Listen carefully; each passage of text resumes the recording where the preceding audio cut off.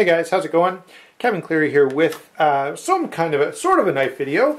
In fact, this is going to be more of a sharpening video, and what I'm going to talk about is these three sharpeners in particular and these three systems in general, so that you watching can kind of have an idea of which one you feel like is most appropriate for you, where you'd like to start. And maybe you're thinking, maybe you have one of these and you're thinking of picking up another one, and this should give you an idea of whether or not it's worth it, whether that new sharpener will do what you're hoping it will do. Okay, so let's go ahead and start off by pointing out that there are a lot of similarities between all sharpeners. Okay, first of all, let's remember that when we're sharpening, okay, what we're trying to do is, hold on, I've got a pen here, I just left it a little too far for me to reach. So what we're trying to do when we're sharpening is we imagine we've got a nice sharp edge, and then look at this little line here. So my sharp edge has been damaged, it's rolled, it's broken, whatever. I need to recreate that sharp edge. So in order to do that, I've got to remove a little material here and a little material here so that I can get a new sharp edge. Okay, that's all we're doing. So it's just a matter of how we want to remove that material the most consistent way, the easiest way, and the most effective way. So notice just from these principles alone, there are a couple things that stand out. First off, the angle is important, right? You can't get this over here or over here. Notice if you're too steep of an angle, you're not even touching that apex, so you're not going to make any difference. If you're at too shallow of an angle or too obtuse of an angle, you're going to be cutting right at the edge, and although you'll get a sharp edge back pretty quickly, you're going to do more damage to the long run. You're going to eat the amount of steel up too quickly, and when you go to resharpen and reestablish that edge, you're going to have to remove a lot of material to get it right again.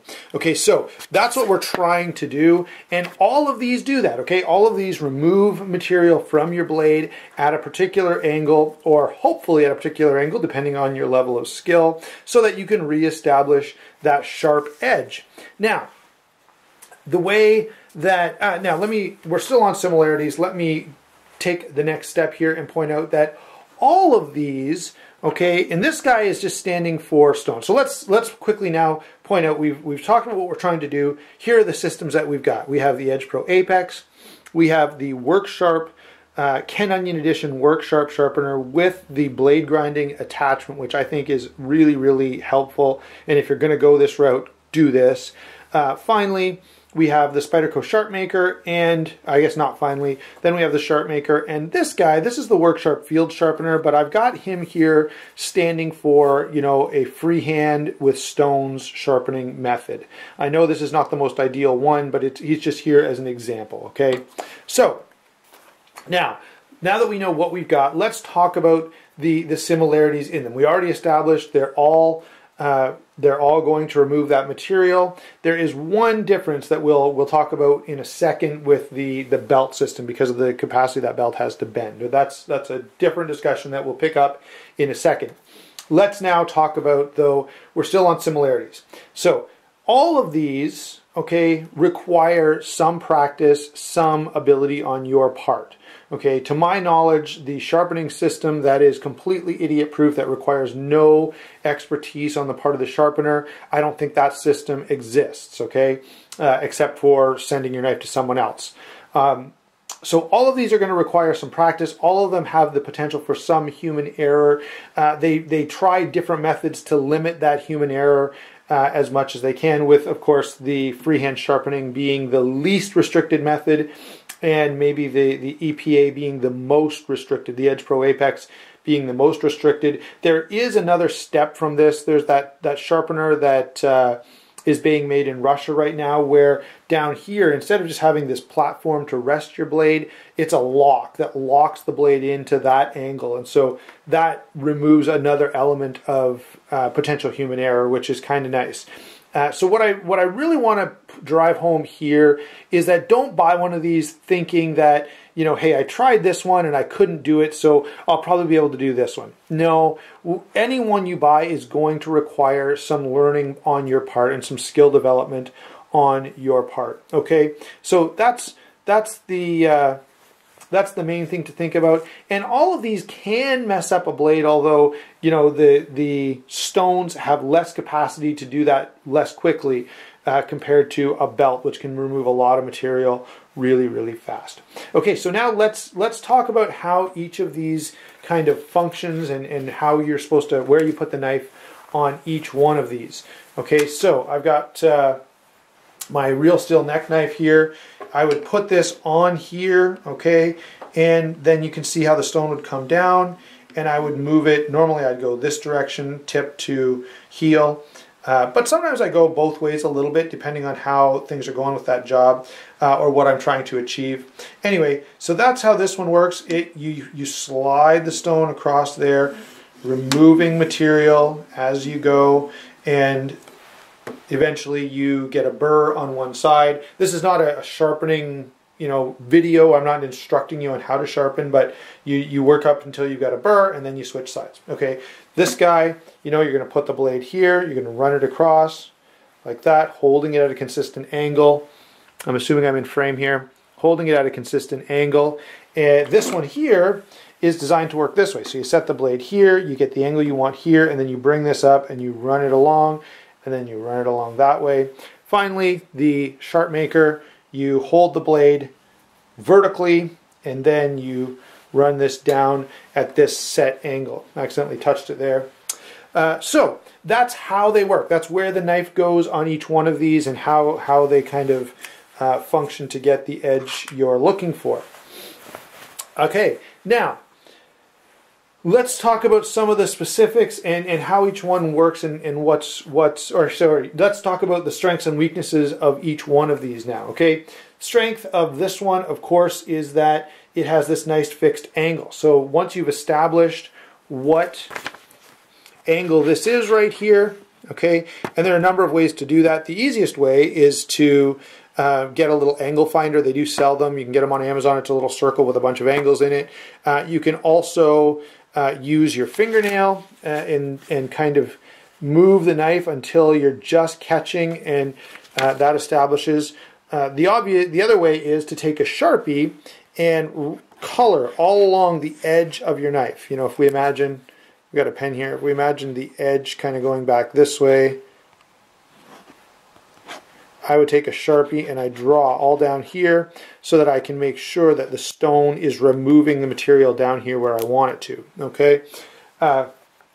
So once you've got your angle established, you can set it, okay? And now you know this thing is locked in at that particular angle. With this one exception, there is the capacity, especially as you get tired or if you've done a few knives or if you're not on a solid surface, you can wiggle it a little bit, and if you do, it's going to mess up your angle and it's going to not finish as nicely as you want it to. All right, so that's how this one works. Now, the stones are wet stones, so you need water, and normally what I do is when I set this up, I get one of my wife's Pyrex dishes, I throw a little bit of water in the bottom, put all the stones in there, and I just pull them out, use them, put them back in. Okay, that keeps the stones wet. It keeps most of the material, the steel that you're removing, washed out of them, so that when you switch to the next stone and then switch back for your next knife, they're still kind of keeping fairly clean. All right, so that's how this guy works.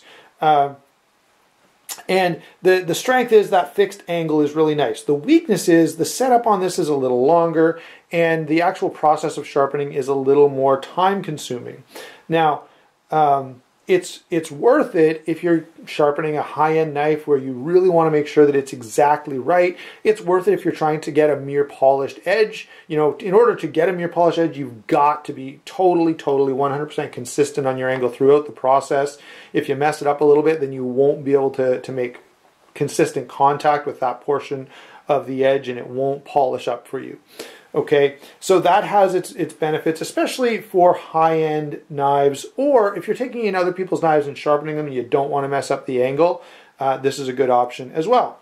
Now, we've got this guy, and it works by, of course, this belt is going to run. You saw where I put the knife. It's adjustable here on the angle, but it does require you to solidly hold the knife at a consistent angle while you're sharpening. Okay, that's something that takes a little bit of practice, and I've said this before in other sharpening videos. What I do is get a bunch of cheap knives. Whenever I get a new system, I'll get some cheap knives and just put an edge on them, you know, so that I can get used to the feel of that system. All right, because they all do take practice. it does work very, very quickly. You can go from a dull as a hoe edge to razor sharp and mirror polished in maybe 10 minutes, okay, if you're proficient with it. And I've seen some professional shops who will set up multiple of these and just have all the different belts at all the different grits pre-arranged, and you can just, the person doing the sharpening, just go from one to one to one, switching through the grits very quickly. Fixed angle system, or I mean, a freehand system, just freehand with a stone, is nice because it's very portable. Generally, it's pretty affordable. Now, there's a wide range on this, but it does require you to learn to be very solid in your angle and to learn to figure out those angles accurately. So if you've got 10 different knives and they all have different angles on them, you've got to kind of learn. And I will say this, you can start to feel when the knife is making full contact with the stones, when you're getting all of that edge in contact well. It does take a little bit of time. When I was a kid, I've got to say that I'm thankful that my dad, he was a good knife sharpener. In fact, he owned, his hunting knife was the first custom knife that I was exposed to. It was made for him by a friend that he worked with who was a very good metal worker, really very skilled knife maker. And because of that, my dad took a great deal of pride in putting a sharp edge on a knife, and he passed that, he taught me to do that. And I can remember hours and hours spent on our front porch in the sun, sharpening knives, before a fishing trip or a hunting trip or whatever. So that is something that takes a little bit of practice. By the way, if you're an adult watching this, it's worth helping your kids learn that.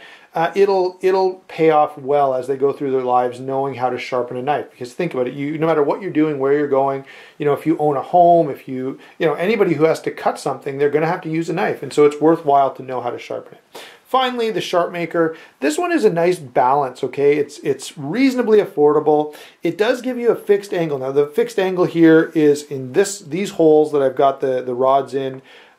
These are at 40 degrees inclusive or 20 degrees per side, and then there's a 30 degree inclusive or 15 degree per side option as well. Now, that requires you to learn to hold the knife nice and straight up and pass it over these stones, okay? So again, as I said, each of these require a certain amount of learning curve. And so yeah, you're going to, learn to hold this very well. Now, one limitation is that if you have, let's say these are set at 40 degrees inclusive. Well, if you have a knife that is 50 degrees inclusive, 25 degrees per side, you've got to learn to hold it at a bit of an angle. Not as much as I'm demonstrating here, I'm exaggerating to show you. But that's something you have to learn to accommodate on this system, where something like this, you just adjust the angle to exactly what you're dealing with and sharpen the knife. Okay, so that's how all three of these systems work, and that's what their strengths and weaknesses are. All of these can get a very sharp edge. Okay, I have used exclusively every one of them, and I've done this on purpose to get a razor sharp, hair popping, mirror polished edge. Now, this is less effective at getting a mirror polish unless you have the very fine stones. I do have them, but I rarely go this route to get a mirror polished edge. Anyway, moving on.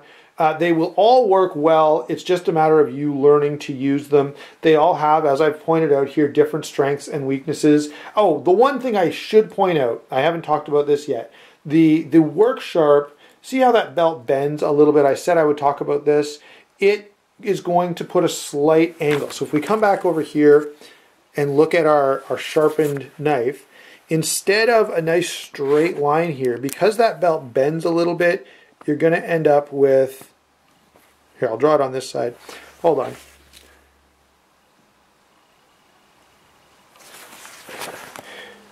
You're going to end up with a slightly rounded, now this is exaggerated, okay? It's going to be just slightly rounded. And there are benefits to that, okay? I sharpen all my outdoor use blades, and even some knives that I kind of think as hard use knives. I'll sharpen them on this because that convex edge is very stable and very strong. So there is that benefit to it. The other problem that this creates though now is once you've sharpened on this and you've created this rounded edge, Okay, none of these other sharpeners create a rounded edge. So, unless you can accommodate for it, which does take a little bit of skill and a little bit of practice, these guys won't do a good job of maintaining an edge that you've now done with this. Okay, so once you sharpen with this, you're kind of stuck with using it all the time. And one thing that I find interesting is both of these are from Ken Onion, and they don't really play that well together. I mean, they will, and you can make it work if you're skilled, but just realize that that is a limitation of the work sharp or any belt sharpening system, that you're going to put a bit of an edge on, unless it's a belt in a workshop.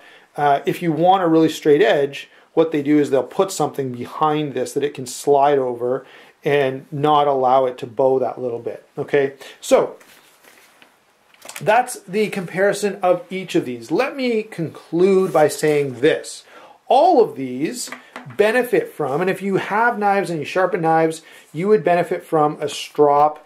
And now this is the hone that comes with the Edge Pro Apex, but a hone, there's one on here, the very fine Sharpmaker triangle stones are essentially honing, and this is honing. So a hone and a strop is really, really useful. And I would say really, really useful even if you don't sharpen your own knives. What I always tell people when they send me knives to sharpen, I say, look, get a strop, or if you can't get one, make a strop and use it regularly. You know, then I won't have to have your knife again in 3 weeks. Okay. By the way, I also tell them to get a good cutting board and use it, but a strop and a hone is worthwhile, especially if you appreciate a really, really fine hair-popping edge. Okay, so there you go. That's the differences between these two. If you have any questions, comments, leave them down below. I'd love to know from you guys which one you prefer, which one you use, especially if you use one of these systems. So I would call this a fixed angle system. I would call this a freehand system. I would call that a belt system. And this is kind of a hybrid. It's a bit of both. So which one do you use? Which one do you prefer? Especially if you have different ones that aren't represented here. Tell us a little bit about those in the comments. Thanks for watching, and we will talk to you soon.